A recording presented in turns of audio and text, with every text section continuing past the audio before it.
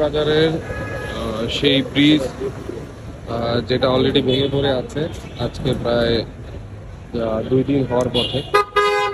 ট্রাকটা ঠিক সেইভাবেই পড়ে আছে, কোনোভাবে খোলা সম্ভব হচ্ছে না। আর এই যে আগের যে ব্রিজগুলো সেগুলো এখনো ঝুঁকিপূর্ণভাবেই রয়ে গেছে। প্রতিনিয়ত বিভিন্ন রিপোর্টার আসছে, রিপোর্ট করতেছে।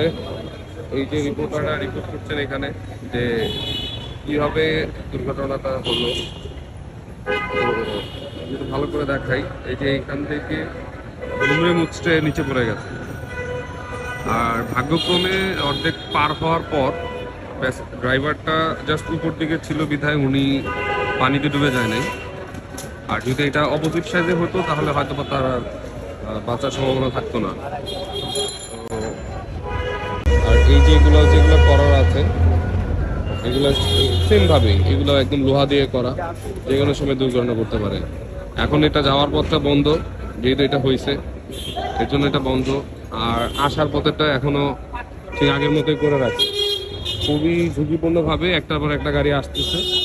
তো সব প্রেশার এখন এই একটা রাস্তায়, মানুষের চলাচল আর আপনার বড় বড় ভারী গাড়িগুলো এখানে চলছে। দেখছেন নিচে ভেঙে পড়ে আছে।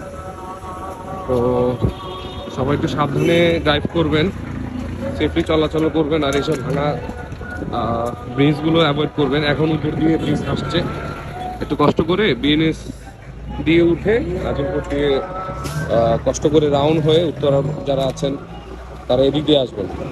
আমি এই ব্রিজটারও অবস্থা খুবই খারাপ, এই দেখাই সেম অবস্থা।